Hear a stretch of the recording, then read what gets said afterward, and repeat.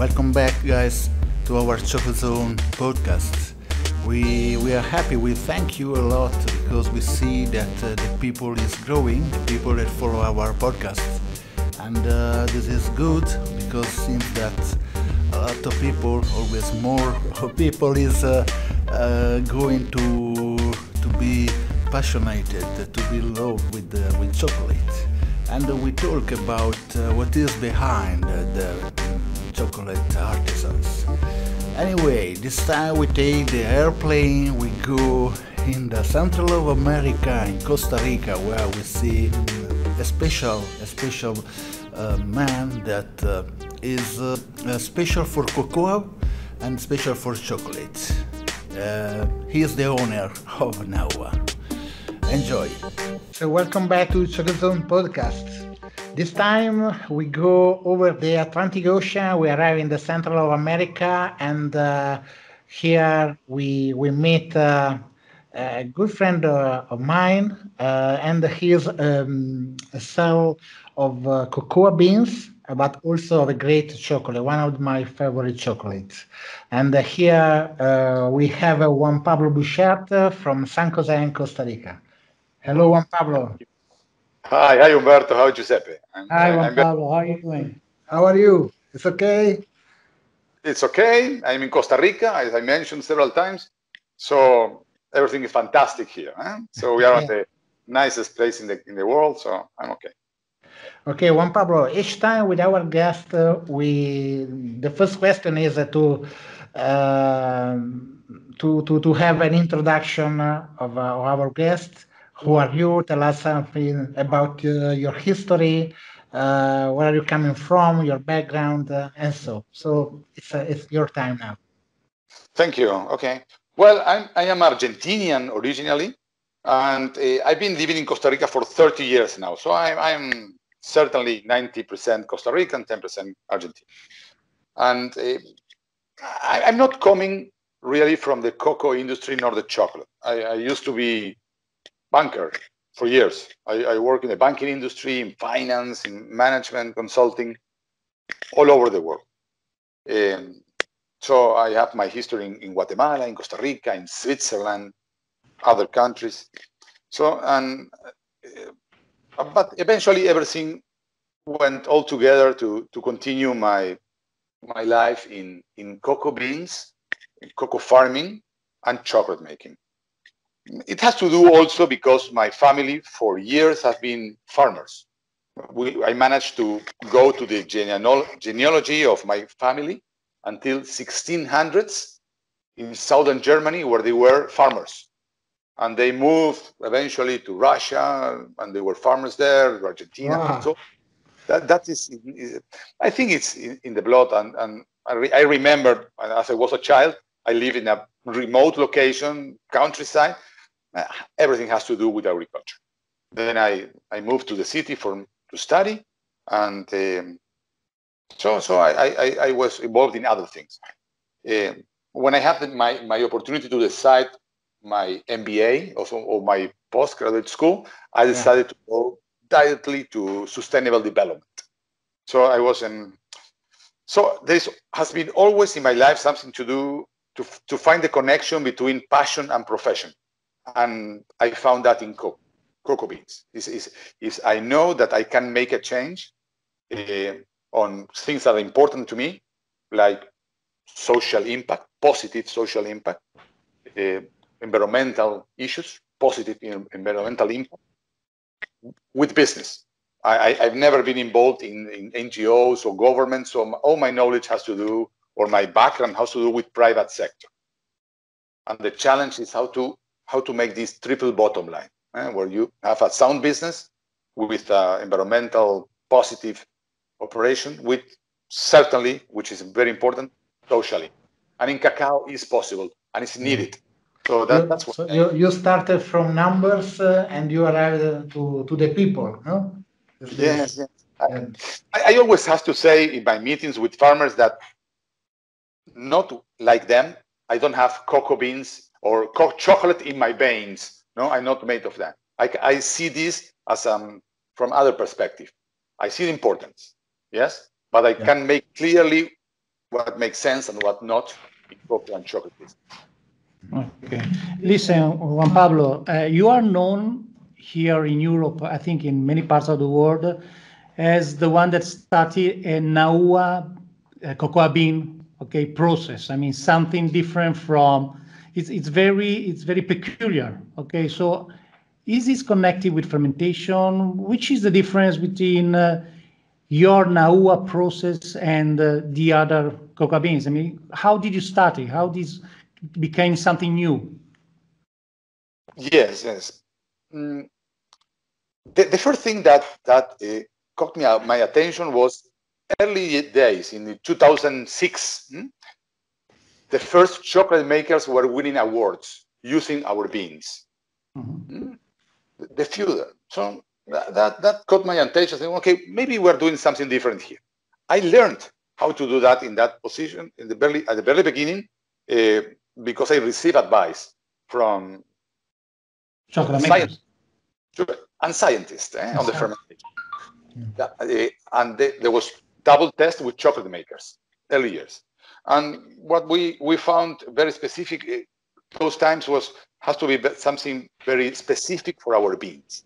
So, and the way we managed to continue was standardizing. If we find something that was okay, is try to do the same, no change, not allowing my people to make changes. I was very taking care of that. I don't mind going into details because that is part of our company. It's about open doors and teaching. Those days we were probably the first one and the only one that were making some different good. Now most of the cacao in Costa Rica are copying our practices, improving them. So Costa Rica is producing as a country some very good cocoa beans. But it was about shortening the fermentation times. It used to be 7-8 days. We went to 4.5. And it was very scientific way to make it, and always the same. But at some moment in the fermentation, we act different. Not as scientists, but as artists, and we make cut tests and we check and we do more hours. The people that is day to day doing that already learned that process to be very systematic, but at some moment be an artist and make the decision. They can do that, and there is always trade-off there. You are talking about the farmers? I'm talking about no, because we are a centralized fermentation center. Okay. We buy fresh beans from now is 430 farmers, and as fast as possible enters in the same day in our fermentation process. Okay. That we control, and that's key. Yes, okay. We work with farmers to supply fresh beans and a super high standard quality standards, and we do the rest. That's very important. Without going into the secrets of your fermentation, which is the main problem that the cocoa could find with a bad fermentation, and how you plan to control it to be sure that all the people inside your organization could follow your plan, your system. A lot has to do with the timing. Has to be fast and immediately and always the same. So in our system, every farmer know that, for example, we go every Wednesday to a certain place, certain hour. That is that's my Swiss background. It's like a clock.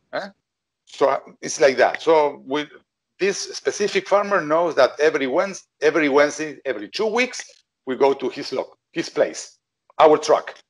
So we pick the beans, we pay, and at the end of this afternoon, all the beans are the same place. So timing is an issue. Has to go always the same time. The second thing that can go wrong with the beans is that if the beans are not perfectly harvested at the right time, so we pay a high price. We are the company that pays the highest price here, but we demand close to perfection. So they have to give us ripe beans, nothing else added on there, no water, no stones, Nothing. Has to be beans and pulp. We provide the bags where the beans has to go, clean bags. So we pick up the beans, we give clean bags for the next pickup, and then goes to the fermentation cell, where we have beautiful boxes. I mean beautiful, I call them like that because it's not about the box. It's about what's the wood that they're using there. So we, very beginning, I was searching in the countryside, buying for very old fermentation boxes that was in the area. So it was already, the bacteria were there, the yeast were there. So I mixed new boxes with old wood tables. So I can incorporate that. Like the whiskey, no? That they like use. Yeah, that's important. So, and then it's about a very repetitive process in a controlled environment. So we don't ferment on the countryside, on the outside. It's inside it's confined in a place. So the temperature doesn't change despite it's raining or not. So that is control. That's the fermentation side. But equally important is the drying. Our model, and that is something I recommend all the time, is very, very slow drying. Has to take forever. So our takes 15, 18 days to dry. So, and then because of the genetics of the beans, if we manage to have this nice fermentation control that originally was temperature control, we took care about the curves of the temperature. Now it's more systematic. We manage to have a very, very low acidic beans.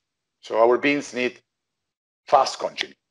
You can be very efficient using the conching machine because acidity is very low. So in 1 hour is gone.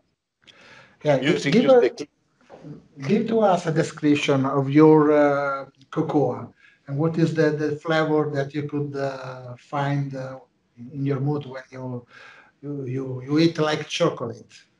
Yes, if fermented properly, and then what you will sense is clearly nice fruit acidic notes and flavors. That's very important. It's also as dominant as strong cacao notes. So fruit acidic, like palm fruit or grapefruit, orange, this side of the acidic flavors, nice. But also cherry and caramel notes.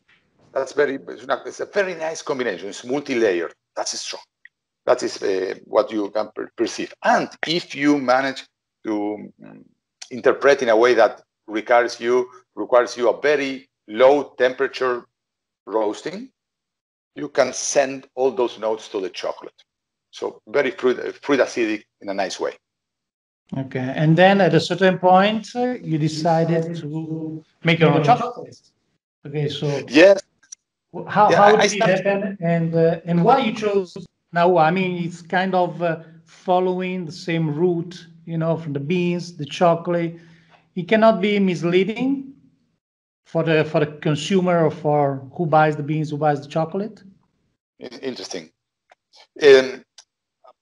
I am coming from the cacao business, so I went into the chocolate business, and it has to do with what I mentioned, that some chocolate makers were making awards. So I feel proud, but I feel jealous as well.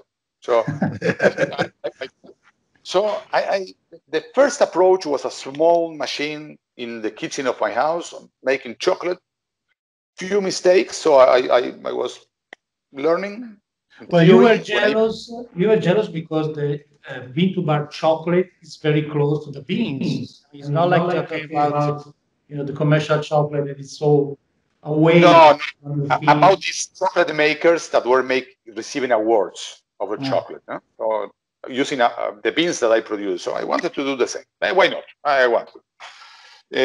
So I'm half Italian. So because you're jealous or what? From Calabria. I'm half Calabrian. Oh. So I wanted to do that.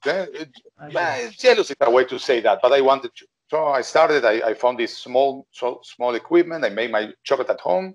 I gave my friends to taste that. They appreciate that.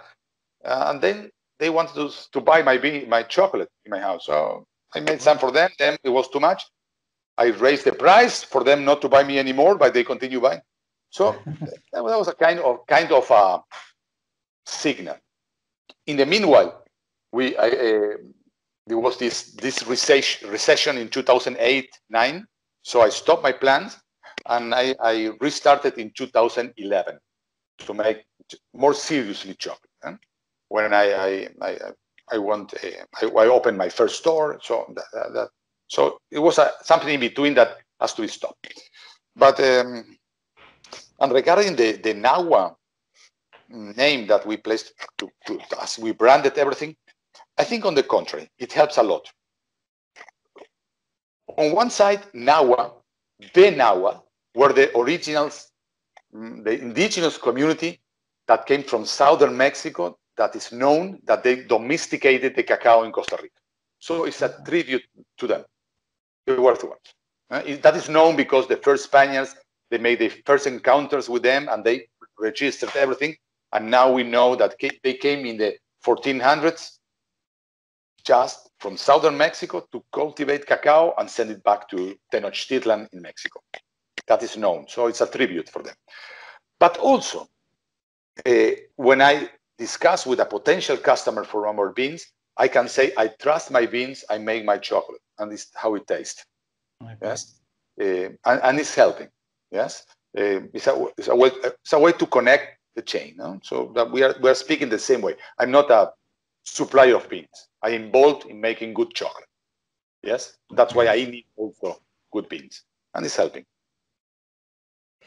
Which is the technical issue in the bean to bar process, where anyone could lose the good appeal of your or the flavor of your cocoa beans. The roasting, the conching, where you could find some trouble. Well, in order to have a very good chocolate, several things to be care of, but four that are critical in my opinion. One is genetics from the beans. Yes? It has to start very well. Right genetics. Then good post-harvest, fermenting and drying. That's very important. Or otherwise you can have a very bad beans with a fantastic genetics. So that is on the countryside. That's my part. Good genetics, good fermentation and drying. And then comes on the artistic side of the beans. The third for me is roasting, the right interpretation of the beans. We can have the same beans and different technology and different results. And that has to be adaptation, origin by origin. Yes, so that's critical, good roasting. In our case, we recommend very low roasting, low temperature, long time. And certainly the fourth for me is, besides refining, that's important, is conching. Yes? Juan Pablo, sorry. What do you mean about low temperature? What do you consider low? I consider low 105 degrees, 110 degrees Celsius. Okay. Yes, not 130. That will be too high for our beans. Could be as well, because you will find nut notes if you roast our beans at higher temperature. Okay. But the beauty is in these cherry, caramel, fruit notes. Okay. Floral notes as well. Yeah, that very super multi-layer. So then the roasting and then conching. Yes, not over conching, not too low. So in our beans, we depending on the technology, we suggest as low as possible, as short as possible in order to have it. Okay. So we use FEM machines, machinery, so we know that standards. And for example, in the Cligo that we like very much, 1 hour, that's it. We don't need any more. So we can say fermentation, roasting, conching. This is the main points. And genetics. And genetics. Yeah. You have been a pioneer for some chocolate makers that some cocoa farmers, that turn and they started also to make chocolates. I know in Peru, I know in Guatemala, I know also in Costa Rica there are somebody that they were farmers. Maybe they could not grow because the price was always that decided from the big company in the market. and so they turn a part of their cocoa beans in the chocolate, no? And what do you think about it? It's a sort of revenge. Yes, no, yeah, it's very interesting. I believe in entrepreneurship. So no matter how dangerous for our market position that is, we help them. Yes. But first we check: is really an entrepreneur or just an opportunistic person, or here and a recommendation for somebody that doesn't know anything about the industry? It was just a recommendation, add value. Yes, because over the years we noticed that adding value doesn't mean adding economic value or adding profit to the business. Yes, few, really very few, can make a change and make a very nice chocolate. Most of the result is very low quality, and they depend on some people to buy them chocolate. So it's not really an improvement in the quality of living, I mean. So I think that are very good cases. I think that it's growing more and more the offer of Costa Rican or chocolate made at origin that and they compete in the world, so they have to be very good. It will not be an advantage to be from Costa Rica. That's good, but has to be the baseline is superb quality. That's very important. So and that is not for everyone. That is difficult for a lot of people. Yeah, what is the difference between the commercial chocolates and the bean to bar artisan chocolate? You could say you work with a lot of different kind of companies. Yes. So the right selection of the beans, that's very important. Yes, and that has to link with price. That is something that we should address later. Price paid to the farmer, and also the cocoa butter. That's the fantastic thing of the chocolate. No, it's not substituted. It's not fair to take out the chocolate, the cacao butter, and replace that for other things. That's a and I think that being cacao with such an impact on the social aspects of living, when I consume a chocolate that is not mine, I always check where it's coming from. No? I need to do that. I need to know that there are not children working in dangerous positions there, or not children, slave children, fair prices. That's very important. Lot of farmers, and I'm coming back to the last question, is wants to go into the chocolate business because the price what they get for the beans is lame, is too low. Yeah. I think it has to be a fair price, more than fair price. Yes, and that is basic. Yes, because in countries like Costa Rica, where you have 99% or more access to potable water, electricity, education, school, that is check in the countryside for farmers. So if they have a very good price, really the only preoccupation is productivity. We have to be productive. So and nobody can make a change in productivity besides the farmer. So they can focus on that. But price has to be good. That's very important. Well, talking about business, I mean, we know that Nahua is selling, I mean, everywhere. Okay.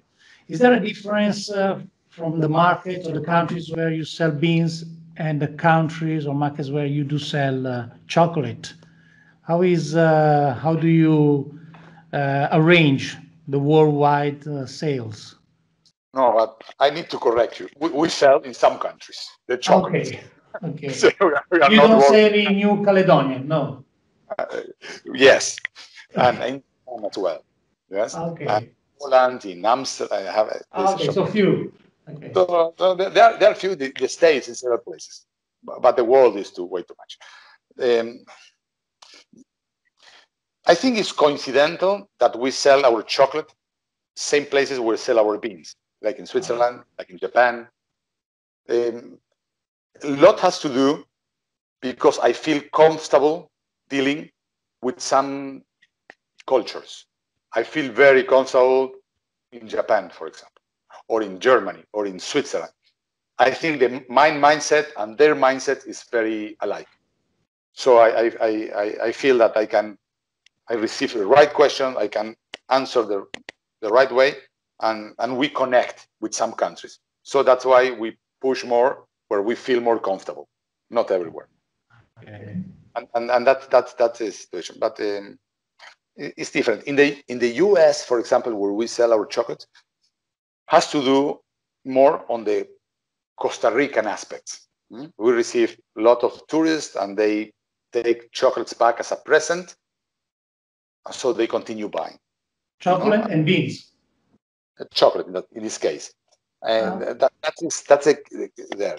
In beans has to do no, but you're right in beans as well, because if I remember now, my clients in the US for beans are people that came to Costa Rica as traveling. They noticed that there is cocoa beans available and say we connected on the Costa Rican aspect of the business, of the origin thing. If you add to that we have very good quality and the social impact is positive, then it's a fantastic combination to decide to buy Costa Rican beans. Quality, origin, Costa Rican, and so a positive social impact. And the same question on the other side, okay, of the world. So the consumer, the knowledge of the consumer, according to the markets where you do sell your beans or chocolate, is high level of knowledge. Which are the differences between one consumer or one country or other consumer other countries? Where we sell beans and somebody sells our chocolate, make chocolate and sells it, or in markets where we sell our chocolate worldwide, for me, the level is increasing. People are demanding for better and better. Locally, it's a challenge. We also sell, most of our chocolate we sell locally. And the tourist, it's okay. I think it's very, very mainstream. I cannot say they have more than average knowledge about chocolate.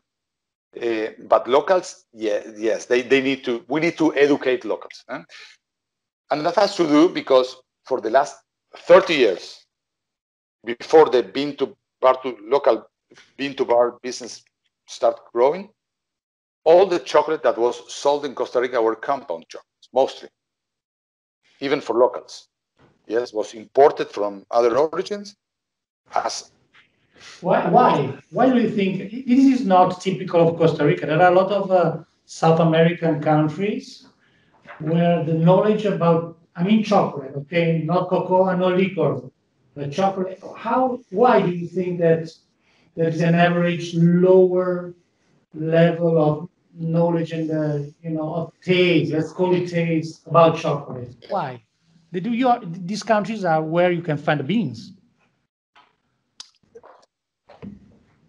Yes, that's my opinion, but I'm pretty sure of that, is that in the 70s, late 70s, it was an important disease, a fungus disease, moniliasis, that suddenly affected all the plantations in Central America. So, and there was a time, at the same time, was very low prices, were changes in the government support to farmers oriented them to other crops. So a significant proportion of the farmers decided to move for other activity. Okay, so remember that. So in Costa Rica, typically a plantation was planted, a cacao plantation was planted by the grandfather of somebody who inherited to a next generation that received the moniliasis, the disease. So they changed the occupation. So the third generation, who is active now, they didn't receive the knowledge transfer how to deal with cacao farm. I see. Yes. So it was stayed always at a second stage, apart. Suddenly, those years, in 1 year, next, and the next, the production, local production, went from 10,000 tons to 500. So the industry, local industry, has not any beans anymore. Was not available. No, from 10,000 to 500. So the industry was lost there. So sourcing locally was not possible. So they start importing low quality cocoa mass or powder to make chocolate. So in order to convince the market, they had to add sugar, they had to add flavors, make different confectionery to capture the market again. And that was a process of 30 years. So the consumer today is already used to that. That's the sense of chocolate. Now, because Costa Ricans are traveling and there is more chocolate available, dark chocolate available, and there is certainly here a fight against sugar, and there is a perception that dark chocolate has low sugar. Yeah, also in Peru. It's the same. Yes. Yeah, we are. That's normal. Yes. When people travel and they are aware that this chocolate is rich, it's better, tastes better, and they know that sugar is, well, maybe we don't need that much sugar. We can be happy with the sugar. So that's the opportunity, but we have to learn client by client. Yeah. And how do you see you in 2030, and how do you see the Bean to Bar chocolate world within 10 years? This is the last question we do to anyone in our podcast, and I must to ask also to you. Yes, I think that the bean to market, the market will increase, not only because of the superb chocolate makers that we can find all over the world, but also because the medium-sized, larger-sized companies will start change. They will see the opportunity of making very good chocolate. I think the first step, as I already see in some market, is increasing the mix. Okay, they have this chocolate, but now we have 10% of these super beans. We change a little bit, and so step by step, I think the industry will be a truly bean to bar company. I always relate bean to bar to high quality. Yeah. You can. We too. Yes. So I think that will not be a thing only of small bean to bar makers, but the industry will come more and more in this process, step by step. But in 10 years, we will see a change.